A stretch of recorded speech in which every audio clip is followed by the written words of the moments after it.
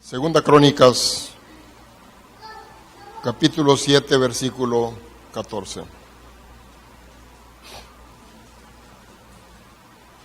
Dice así la palabra del Señor: si se humillare mi pueblo sobre el cual mi nombre es invocado,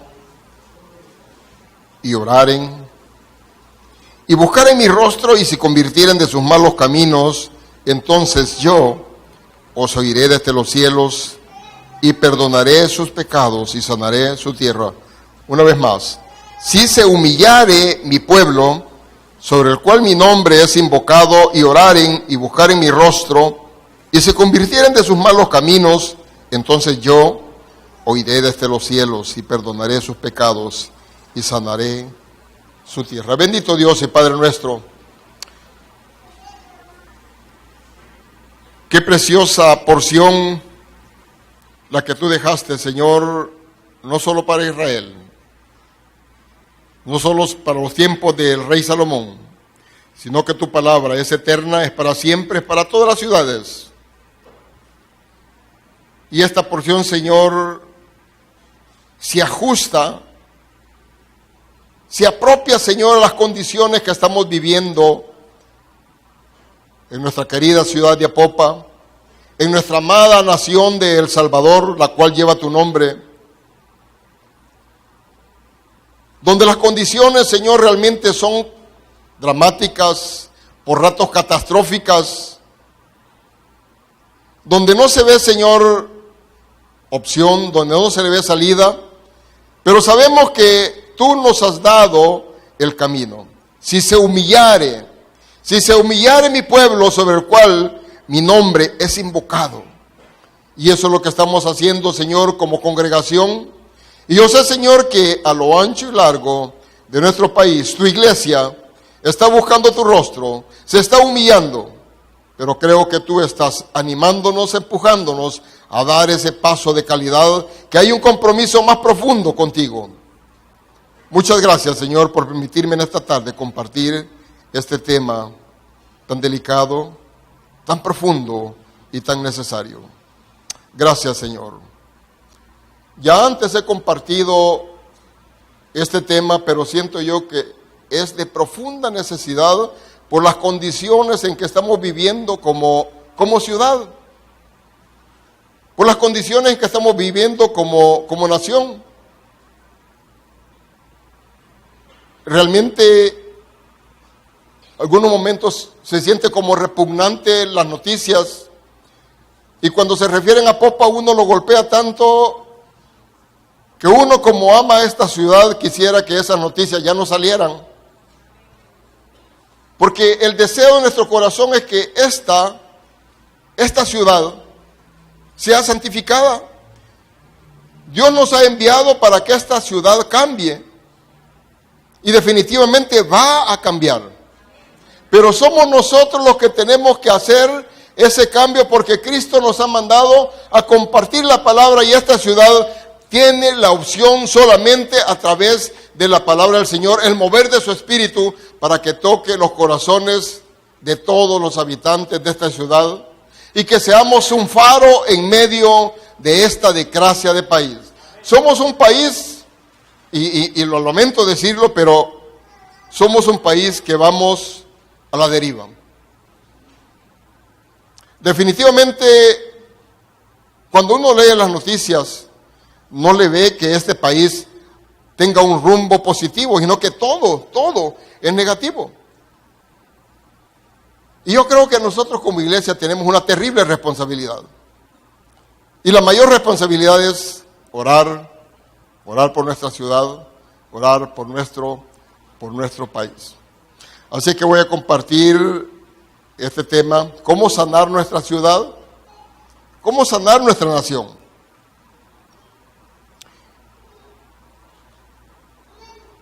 Y estaba pensando cómo realmente han cambiado las cosas. Y no hace mucho tiempo que yo fui joven. El tiempo, la edad de uno en el espacio y tiempo no es ni un punto. Pero yo recuerdo que cuando yo era joven teníamos tantas libertades. Uno salía a jugar a la calle, solo que los papás disciplinados le ponían a las 6 de la tarde, usted tenía que estar en casa y éramos obedientes, porque si no llegaba a las 6, ya sabía lo que iba a pasar. Definitivamente los papás eran bien estrictos. Y qué triste, ya mis hijos, producto de la guerra, no pudieron disfrutar de esas libertades que nosotros tuvimos como niños o como jóvenes. Fueron víctimas y fueron presos de la guerra. Ahora mis nietas, yo creo que los suyos también, sus hijos, prisioneros y víctimas de la presión social que ejercen las malas. Definitivamente usted no está tranquilo ni en su comunidad, ni cuando sus hijos se conducen al colegio, a la universidad o al trabajo. Hay una tremenda preocupación en uno. Definitivamente las cosas han cambiado. Y ustedes pueden recordar aquí en Apopa, yo cuando era joven venía algunas veces a Apopa y recuerdo que afuera de las casas sacaban sillas, mecedoras, y las señoras se ponían a conversar, ponían café, compartían pan, y los niños los mandaban a jugar al patio, alguien los cuidaba. Pero qué bonito esa familiaridad, esa manera de compartir. Eso ya no se ve ahora. Son cosas que debemos de retomar. Ahora, ¿qué es lo que ha pasado? ¿Qué es lo que se ha perdido? ¿Y cómo podemos recuperar esto que hemos perdido? Muchas cosas se han perdido, pero aún puede recuperar lo que perdimos en el camino de la vida. Sí, nos humillamos. Esa es la clave, la palabra de humillarnos.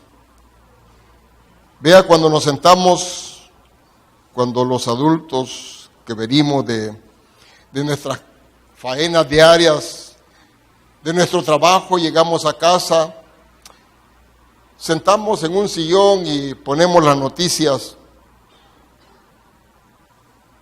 Sentimos que lo que estamos viendo en las noticias, esas noticias, amados hermanos,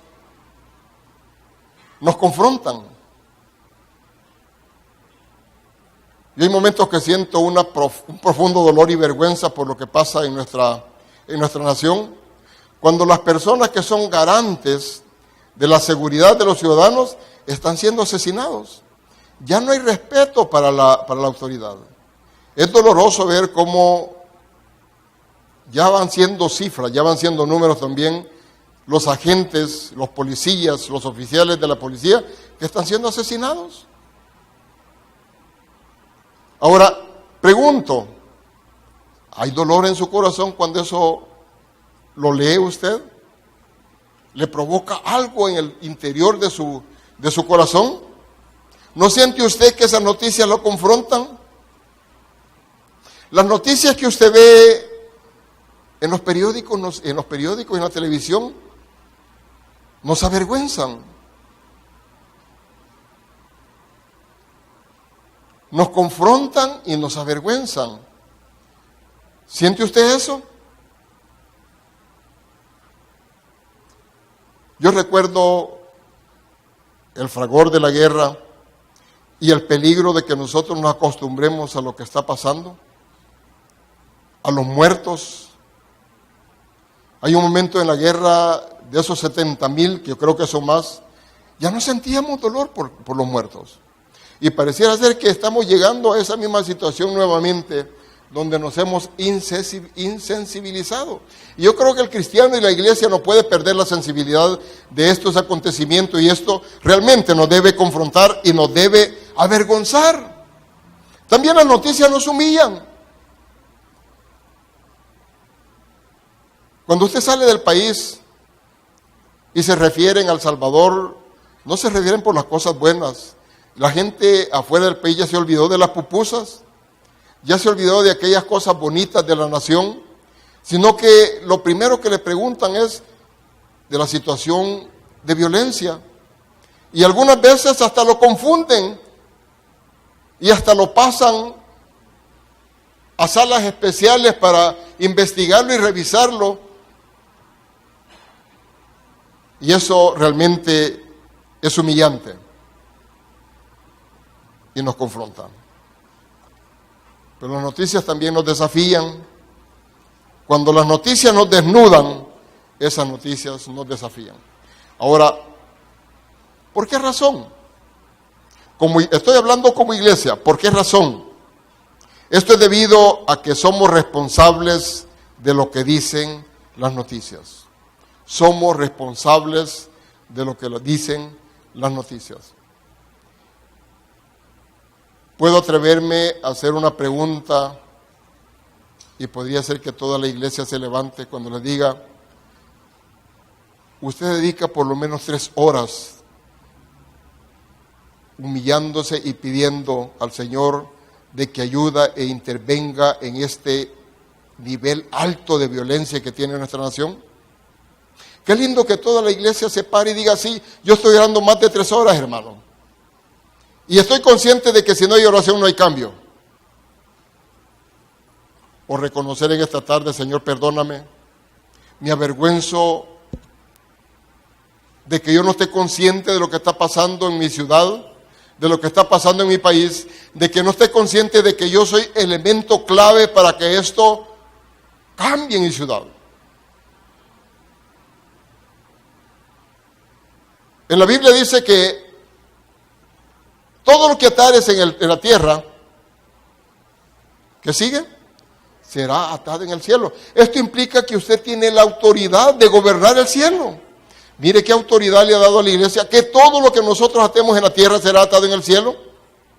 Si nosotros atamos, pero con conciencia y con humillación, con profundo compromiso y con una buena relación con Dios, somos capaces y tenemos la autoridad de atar esta violencia que se ha desatado, niveles de destrucción que está arrastrando nuestra nación. Nosotros tenemos la autoridad y la llave para neutralizar todo esto que está aconteciendo en el país. Yo sé que al final de esta reflexión, de este mensaje, usted va a pensar en su vida, usted va a pensar en sus hijos, usted va a pensar en sus nietos y va a pensar en qué es lo que estamos legándole a la próxima generación, y somos responsables de que sea una sociedad equilibrada, justa y sana. Pero esto lo vamos a lograr a través de nuestra particular relación con Dios, reconociendo de que las cosas no van a cambiar si nosotros no intercedemos y si no lo hacemos humillándonos ante nuestro Señor.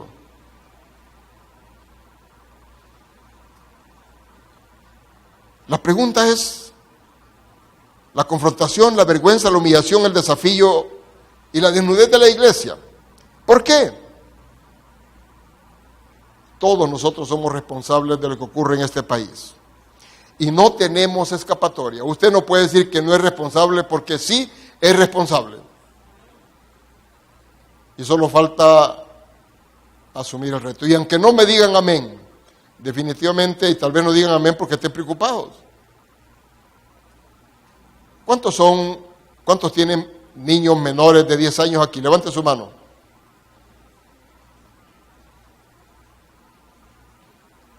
¿Cuántos tienen nietos? Levante su mano. ¿Saben que esa es una tremenda responsabilidad? Yo tengo 2 hijos ya grandes, tengo 2 nietas. No les voy a decir que paso deprimido, angustiado, pero sí paso preocupado pensando en qué hacer para que esa generación, esa prole que viene después de mis hijos, tenga una ciudad y tenga un país apropiado para vivir, donde no se avergüencen, donde tengan oportunidades, porque mire qué tremendo lo que está ocurriendo en nuestra nación. Yo nunca le había visto estas famosas palabras de no pago. Que eso a diferentes niveles está generando ansiedad, angustia, depresión Para aquellos que no están en Cristo, los que estamos en Cristo sabemos que, como dijo el salmista, joven fui y envejecido, y no hay justo desamparado ni que mendigue el pan. Nosotros como cristianos estamos garantizados y seguros, pero si estamos orando. Pero si usted está igual que el mundo, pues va a sufrirlas igual que el mundo. Nosotros nos vamos a proteger a través de una vida de comunicación, de comunión, de relación, de humillación permanente con Dios para ser bendecidos y ser guardados. ¿Cómo se sana una nación? Una nación se sana cuando nos humillamos. Si se humillare mi pueblo. ¿Y qué es humillarse? Humillarse es poner a un lado la apariencia, quitarnos las máscaras, despojarnos de nuestra experiencia, romper nuestros proyectos humanos y lanzarnos a los brazos del Padre Celestial. También es vivir nuestra vida en obediencia a Dios, aun cuando eso pueda significar dejar nuestro orgullo a un lado. ¿Y qué cuesta? ¿Qué cuesta de poner el orgullo?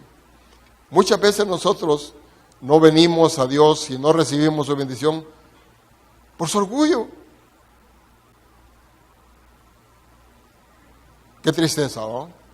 Pero el reto es que nosotros nos humillemos y vengamos al Señor. El señor Thomas Merton dice, si nosotros fuéramos realmente humildes, conoceríamos lo mentiroso que somos. Si nosotros fuéramos realmente humildes, conoceríamos lo mentiroso que somos. ¿Entendemos eso?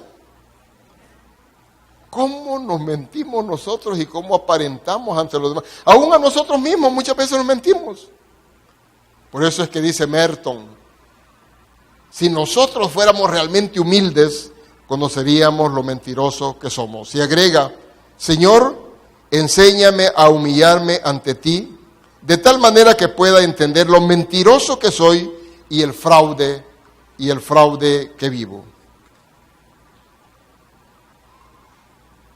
La autosuficiencia es otro de los elementos que impide que nosotros nos humillemos. Autosuficiencia es el elemento que nos aleja de la dependencia absoluta de Dios. La autosuficiencia trae indiferencia, nos hunde en el pozo de la indolencia e insensibilidad.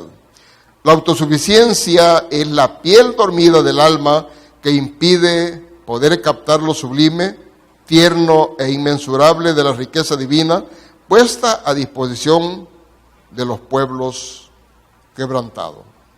Cuando a veces, mientras nuestra nación se deteriora, mientras nuestra ciudad se deteriora espiritual, política, familiarmente, nosotros parecemos dormidos en el lecho de la desesperanza, pero cuando despierto, en medio de la humillación de mi propia vanidad, la oración me conecta con el trono de la gracia para ver el despertar de mi espíritu, de mi pueblo.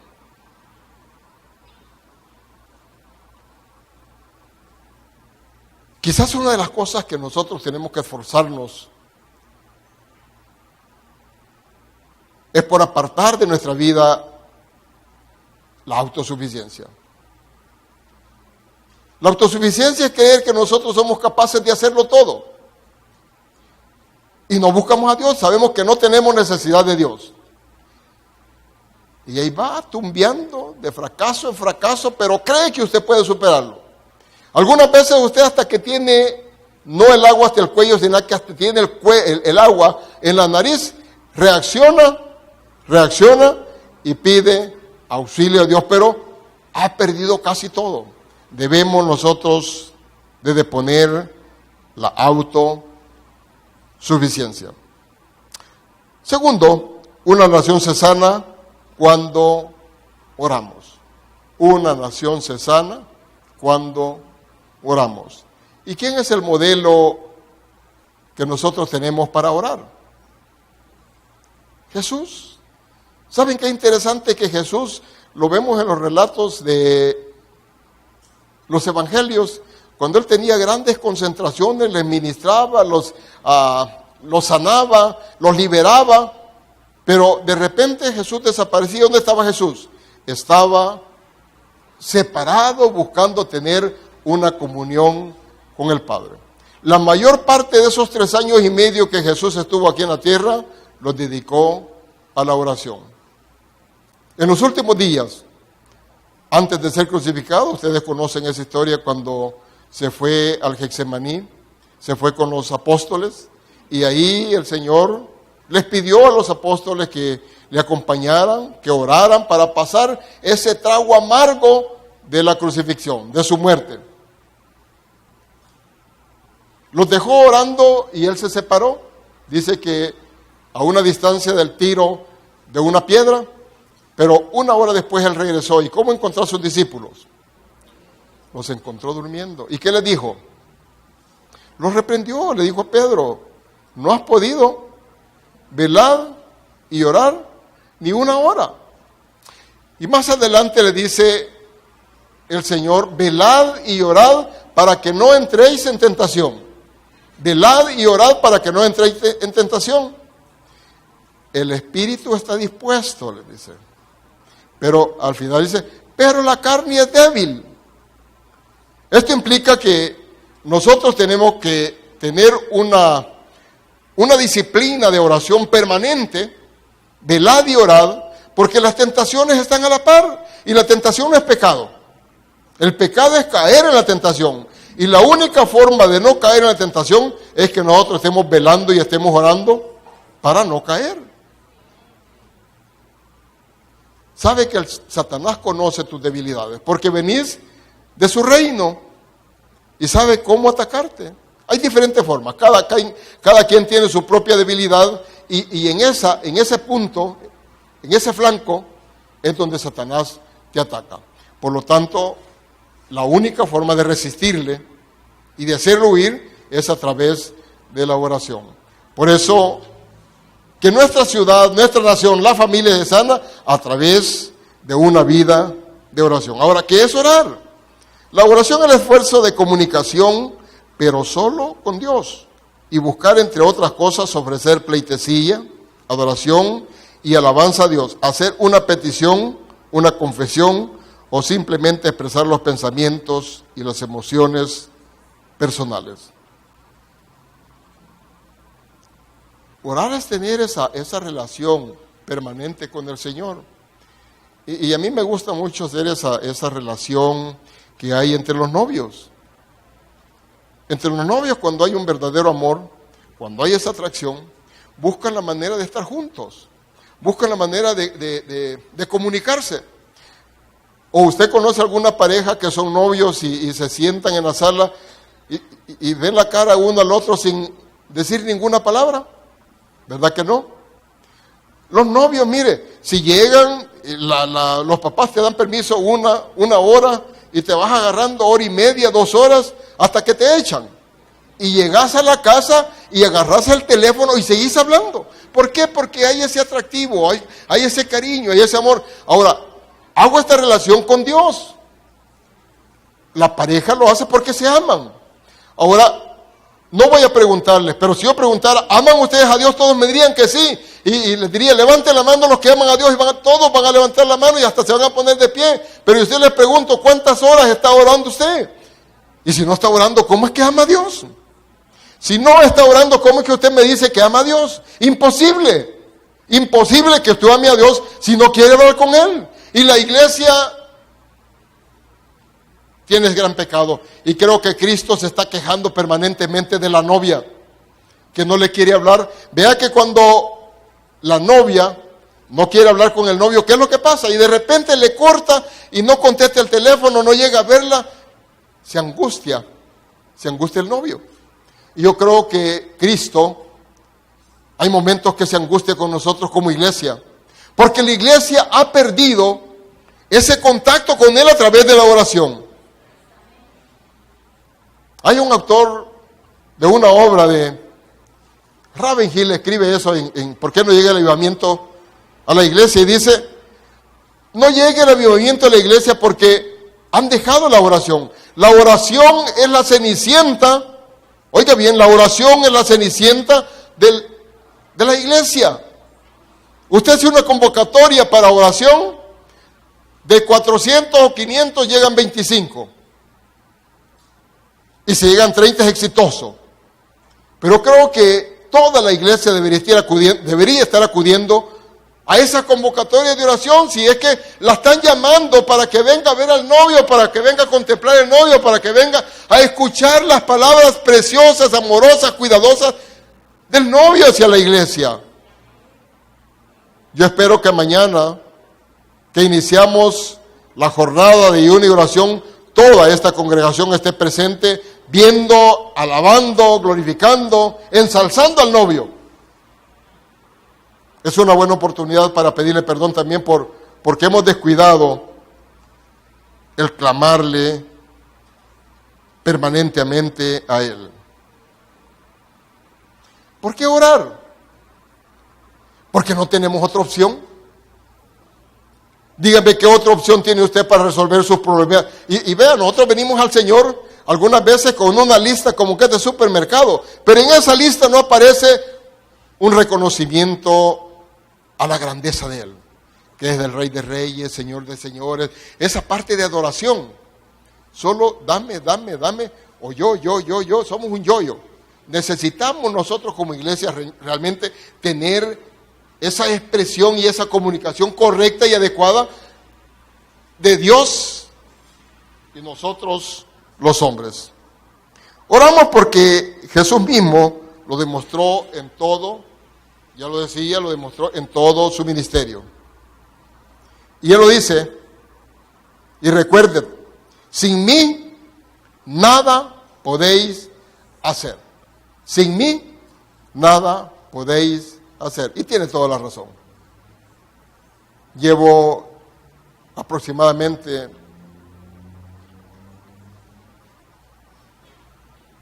la iglesia Josué cumplió 40 años. No adivinen mi edad. Y yo llegué al centro evangelístico un par de años antes. Y quiero decirles que he visto realmente el poder de la oración y le puedo sostener que el éxito de la vida del cristiano, el éxito de la iglesia, es producto de las rodillas de cada uno. Pregunto, ¿cuándo fue la última vez que invertimos unas cuantas horas en la noche o en la mañana para interceder por la ciudad de Apopa y luego por la nación? Levante la mano quienes han orado por la ciudad. Hay un programa que dice 3 son multitud, pero aquí hay más de 3. ¿Usted quiere que cambie la ciudad de Apopa? ¿De veras quiere que cambie Apopa? ¿De veras usted quiere dejarle a sus chiquitos una ciudad diferente? ¿Segura? Pues ore. Por lo menos usted debe estar orando 3 horas diarias. Es posible que 1 hora en la noche, 1 hora a mediodía, 1 hora, repártalas. Y si puede hacer la junta, pues hágala. Además la Biblia dice que usted tiene que orar ¿cuándo? Orar siempre. Orar siempre, orar sin cesar. Ahora no es que usted no va a ir a trabajar o la hermana no va a dejar que la casa esté desordenada y sucia. No, cada una de las cosas que usted hace, hágalos en gratitud y orando. Y deje que el Señor le inunde y platique, converse con el Señor y cántele. También aparte se métase en su aposento y haga peticiones especiales al Señor. Dios le dijo a Salomón, si mi pueblo se humilla y ora, 2 primeros elementos vitales en el sendero de la recuperación de nuestra ciudad y nación, esos son, si mi pueblo se humilla y llora. No podemos venir nosotros al Señor llenos de orgullo, llenos de soberbia, autosuficientes. Vengamos al Señor como hacen los niños. Los niños cuando se acercan a usted son tan sinceros, son tan francos.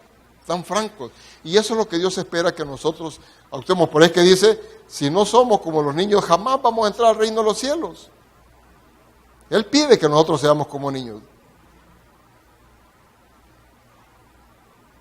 Me gusta a mí recordar cuando mi mi niño varón, hizo una travesura, ya tenía como 3 años, un poquito más de 3 años.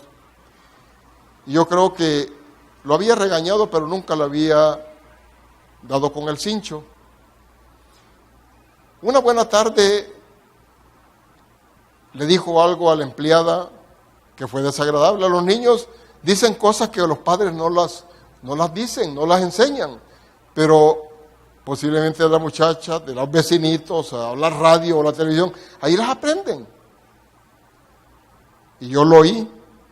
Si volvés a decir eso, te castigo, y se lo estaba diciendo la muchacha. Entonces le dijo a la empleada, por vos monan, y le dijo una mala palabra, pero en su lenguaje.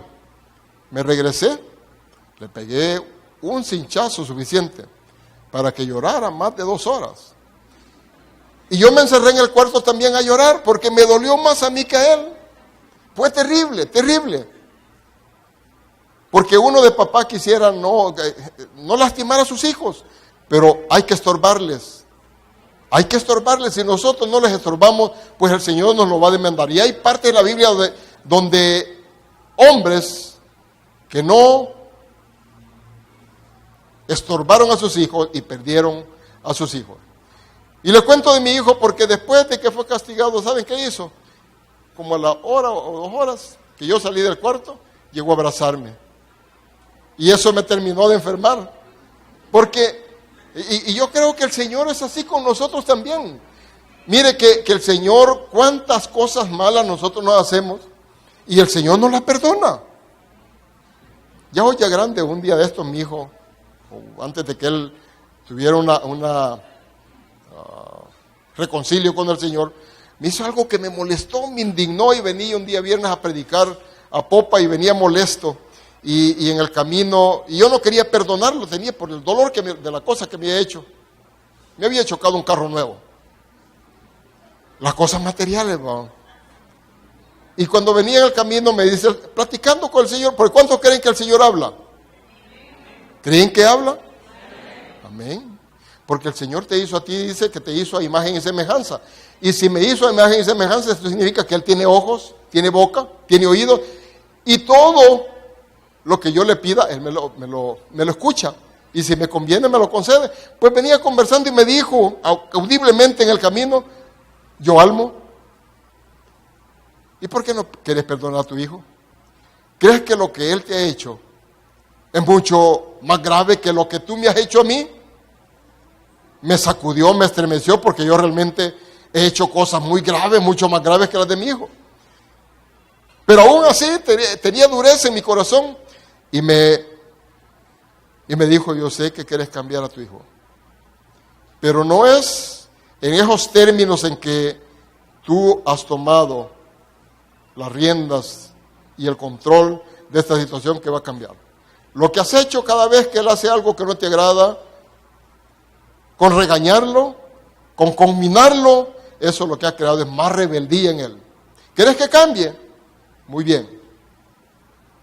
Si quieres correr, corre de rodillas. Y yo te aseguro que tu hijo va a cambiar. Y cabal, yo comencé a orar. Y no pasó mucho tiempo cuando, y no voy a tomar mucho tiempo, pero mi hijo fue tocado, fue cambiado a través del poder del Señor y el poder de la oración y la obediencia. Porque yo pude haberme resistido. Y es bueno oír la voz de Dios. Oír la voz de Dios, pero obedecerla. Entonces yo la oí, la obedecí, y el Señor cumplió lo que me había dicho. La oración realmente es muy importante. Tercero, una oración se sana cuando buscamos el rostro del Señor. ¿Qué es buscar el rostro del Señor? ¿Es lo mismo que orar? ¿Qué dicen ustedes? ¿Buscar el rostro del Señor es lo mismo que orar? Algunos consideramos que buscar el rostro del Señor es sinónimo, y no. No, absolutamente no. Usted y yo podemos orar sin buscar el rostro de Dios. Buscar el rostro de Dios es un grado más de profundidad en la comunión con el Padre. Para poder ver el rostro de alguien, uno tiene que sentirse libre de culpa. Ver el rostro es estar dispuesto a ser confrontado. Y otra vez yo vuelvo a la relación de padre con los hijos. Cuando un hijo ha hecho una cosa incorrecta, cuando están pequeños en el hogar, se esconden. ¿Cierto? No sienten ellos la libertad. Y lo mismo nosotros los adultos también algunas veces hemos hecho cosas incorrectas en el hogar o en la oficina. Yo recuerdo cuando vinieron las computadoras, a mí me pusieron en mi oficina una computadora de las primeras, muy bonita, pero no es como ahora que uno entra fácilmente, sino que uno tenía que escribir los comandos y meterse a través de comandos. Y yo tenía un programa instalado de topografía, un programa que valía como $25,000. Y yo me quedé, siempre me llegaba la secretaria a apagar la máquina, y esa tarde estaba urgido de la información y me quedé trabajando, pero al final no sabía cómo cerrarla.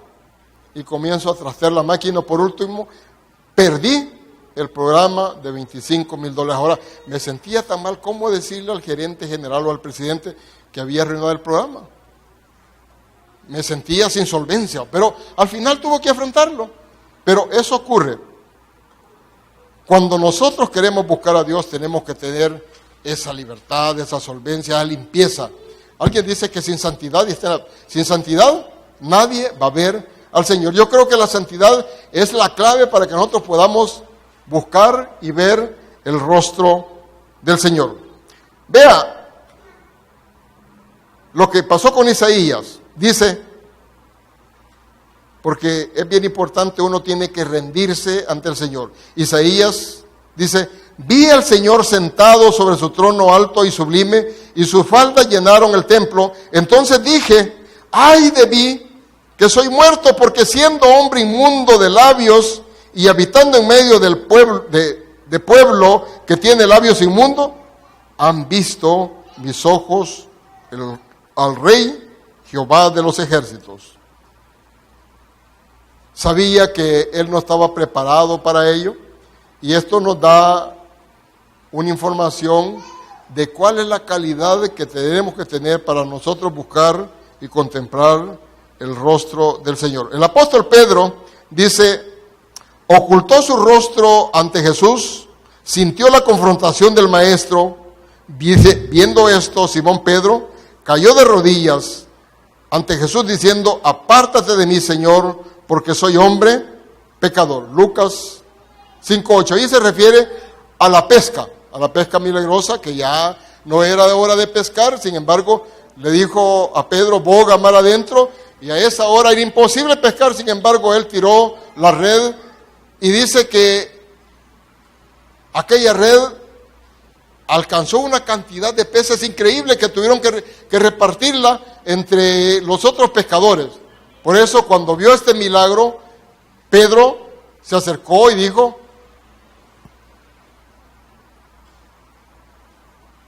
apártate de mí, Señor, porque soy hombre pecador. Gedeón, el juez Gedeón, exclamó un grito de muerte, y viendo Gedeón que era el ángel del Señor, dijo, ah, Señor Jehová, que he visto el ángel de Jehová cara a cara. Lo interesante es que nosotros tengamos que mantener ese nivel de santidad. ¿Y cómo se alcanza la santidad? A lo que hablábamos antes. Sin oración no hay santidad. La oración nos da comunión.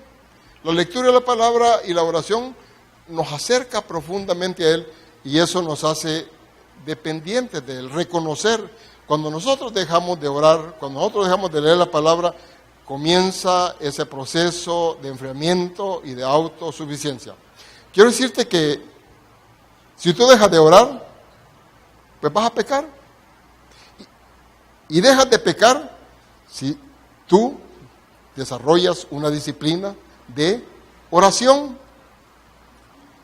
Ahora podemos ver la razón por la cual en 2 Crónicas 7 Dios habla primero de humillarse y luego habla de orar y nos sube a un tercer nivel que es el buscar su rostro. Por eso el rey David dijo: escudriña, oh Dios, y ve si hay en mí camino de perversidad. Por último, una nación se sana cuando nos convertimos de nuestros malos caminos. Una nación se sana cuando nos convertimos de nuestros malos caminos. Y se convirtieron de sus malos caminos. Regularmente cuando leemos esta parte del pasaje respiramos profundamente como iglesia y decimos: bueno, gracias a Dios ya estamos convertidos, ya no andamos en malos caminos, estamos libres de licor, de vicios, de maldad, etcétera, etcétera. La verdad es que acá este pasaje Dios le habla a su pueblo, no está hablándole a extraños, está hablando con el pueblo de Él. Como en esta tarde Dios está hablando con los que han sido cubiertos con la sangre preciosa de Cristo. Está hablando con usted y está hablando conmigo.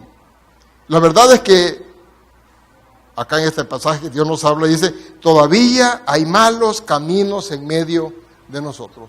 Todavía hay malos caminos en medio de nosotros. Por eso, buscar el rostro de Dios habla de confrontación, y cuando Dios mismo nos confronta, el único camino que nos queda por delante es la conversión. Conversión es dar media vuelta y quedar con el rostro hacia donde estaban las espaldas. Y muchos de nosotros vamos de espalda a Jesús, y por eso nosotros no sentimos la bendición, aún siendo cristianos. Necesitamos una conversión para poder caminar con integridad y poder ser bendecido. Cambio de espíritu, caminos y mentalidad. Con nuestras actitudes determinamos el estado del pueblo de Dios y la nación. Los cristianos somos la sal de la tierra, somos la luz en medio de la oscuridad. ¿De cuáles malos caminos tenemos que convertirnos? Y usted los conoce. Usted sabe, ahí en lo más interno, qué es lo que a Dios no le gusta que usted esté aplicando. ¿Qué podría ser? ¿Carácter?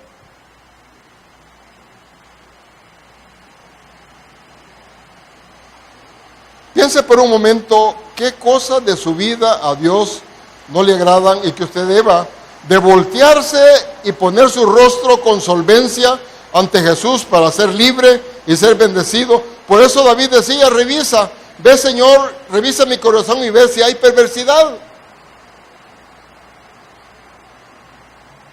Hay pecados ocultos que no permiten que Dios oiga tu oración. Hay cosas que nosotros no estamos acostumbrados en el lugar, la relación de la pareja. Usted maltrata a su pareja, hombre, esposo o esposa, o viceversa. Ese maltrato genera un techo de bronce para sus oraciones. Si es el hombre, él no puede maltratar a su esposa porque ella es el vaso más frágil. Y así lo dice la palabra: tratémoslo como el vaso más frágil. Si el hombre está siendo grosero, si el hombre está atropellando a su esposa, está creando un techo de bronce y su oración no va a ser escuchada por Dios hasta que pida perdón. Esos son pecados no confesados. Si estás maltratando a tus hijos, si no estás dando la provisión adecuada al hogar, que querés, así como la canción de Bartola, que con $2 pague el teléfono, pague la luz, pague el pasaje de los niños, pague el colegio y todavía pide vuelto, es ingrato. Entonces, y esas son actitudes que muchas veces Dios las contempla. Nosotros debemos de ser racionales. Si gusto, póngase de pie. Vamos a darle gracias a Dios por la oportunidad que nos ha dado esta tarde de compartir esta enseñanza. La verdad es que necesitamos nosotros tener una vida de oración, pero especialmente necesitamos humillarnos para que el Señor nos bendiga y que diferenciemos qué es oración y qué es humillación. Humillación es un paso superlativo, es abandonar esa autosuficiencia. Buen Dios y Padre nuestro,